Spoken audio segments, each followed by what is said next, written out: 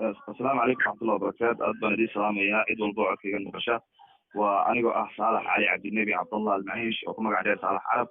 كنا هيسا أصل الصومالية الصومالية كانت السنة دولديان في الصومالية إثيوبيا وأي دنبال عن تكسرنا هرقيسة أنا هرقيسة كل يمين وحان ويمد دولك مصر بان ويمد هرقيسة وحان ويمد إن برنامج كو قبطة وان كو قبطي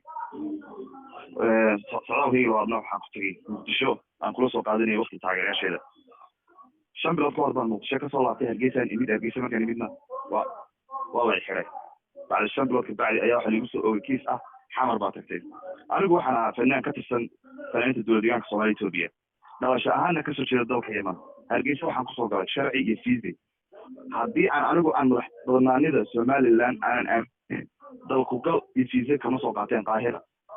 sharcina kuma soo galeen رومانتي مقدشة هذا عادة هاي فنان دل يمد دل كرتي بغيبان أنا تقولي بقى كسر هسي توديان كسر توديان كسر هسي ما ربع صومالي شوفته وتاجرش يشوفان وحنش على أنا تروح وقت الوساطات وحنكون فعلا هدول يتوقع عشرة تصلي قد هي الجيسة وحلا يجوا يسيدي وكوسيتا الأمر بقى محكمة اللي يجي واحد قال أو يوسف أو جمشته ذلك واحد كوسيتا شرعي دجناش وواحد هني يمني oo deganaanshiyo dalka uu saaray citizenship dalka uu saaray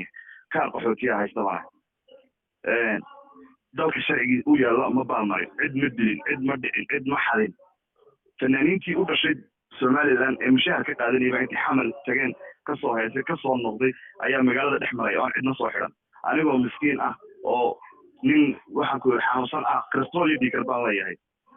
dawooyinkayga baa la siiyay way tacadi gaaran meesha ku dareemaya xalay iyo habeen hore ilaahay baa og xaaladeyda gacan iyo lugba aan isku ogeyn baanka xanuun soo bidix ah waxa la leeyahay kuma soo xiran CID baa soo xiran CID soo xiran xitaa iiga intaagaan shalay maxkamad ayaa la geeyay maxkamadu laba mar markii soo istaajiyo wax dambi gaar ah lagu soo oogo la waayay waxay tireen ninkan kiiskiisa hala soo gabagabeeyo eediisa rasmiga CID soo gudbis maanta ay balanta in la geeyo leeyma geenin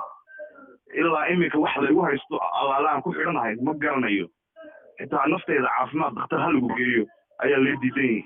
war dhakhtar aan tago ba ay haysto oo maxamed loogiga gacan bidixay xanuuno aanan soo ogeyn baa soo arkaya dulmi baan ku dareemayaa meesha dhexdeeda waxaan ka codsanayaa dawladda Somaliland anigu dawladda madax bannaan iyo jiritaankeeda haddaan aaminsaneyn qawaaniinteeda iyo sharcigeeda ma mareen anigu weligay siyaasad ma dhexgelin waxaan ahaa fanaan taageerayaashiisa inuu waqti la soo qaato u tagay Muqdisho haddaan ahayso waxa ogeysiis ah qofkii ajnabiga dalkayga yimaada Muqdisho uu gudbi karana yaa oo aan ogeysiis ka hayso waxa ma la sheegi lahaa ma gudbeenba waxaan kala sinaa saaxiibada Sultaan Xariiq oo ay taargeysay maadaygu Muqdisho ka soo noqday waxa aniga ilgaar iga dhigay ma garan karo ilaa abtino marka waxaan ku codsanayaa bahda saxaafadda xuquuqul insaanka loo xitaa inaan qabsado in waxa ay dhaqdhaqaaqaan cid iyo ogaal ma jirto ilaahay waa soo xidhay ilaahay waa run ilaahay way soo xidhay laakiin ilaahay wuxuu ku yiri dhaqdhaqaaq sameen ku taageeray cid dhaqdhaqaaq iyo ogaal ma jirto aniga eelkayga iyo familkayga ma joogaan maanta waxaan aaminsan maanta aan sida ragga qayre intii dambiile sameeyeen magaalada dhex socda aan ahaan lahaa reer Somaliland ama aan jilib weyn oo Soomaalida kamid ah aan ahaan lahaa dadka ma waxa la leeyahay carab baa tahay baa la leeyahay war anigu haddaan Yemani ahay 20 sano ayay Yemani Soomaalida ay haysay ay marti u ahaayeen ay gobonimo ugu noolaayeen cid ma qabeen haddii cid gaar ah iyo dad gaar ah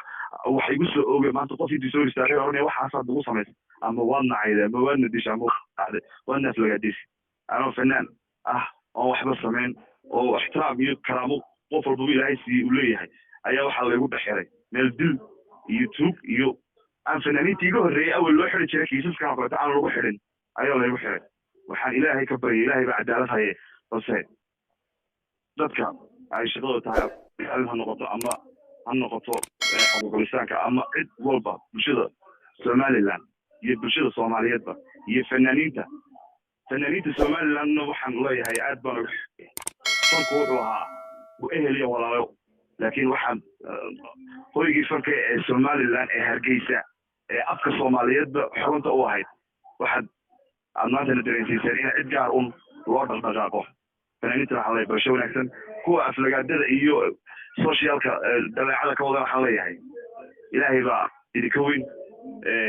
ilaahay baana garab weydiistaa waxaan kusoo gabagabeynaya hadalkayga aan ku dheeraan bahda saxaafadda iyo cid kastoo iyo cid walba oo walaal muslim ah waxaan ahay nin dhibaataysan oo bar dulmusan ilaahay hadii gargaar baan ka rabaa iyo garab ciddii iyo awoodda jaaliyaddeena imantaa timid cid walbaa timid ehelkii cid wax ka soo qaadaysaa ma jirto marka please haddii wax laygu haysto gaar ay jiraan aan soo sameeyena diyaar anaa ahay wadadeeda laygu qaado haddaan waxba samayna nin xanuunsan baan ahay rabadaana weeyaan in xorriyaddeeda laysiyaan jecel please waa idin baraya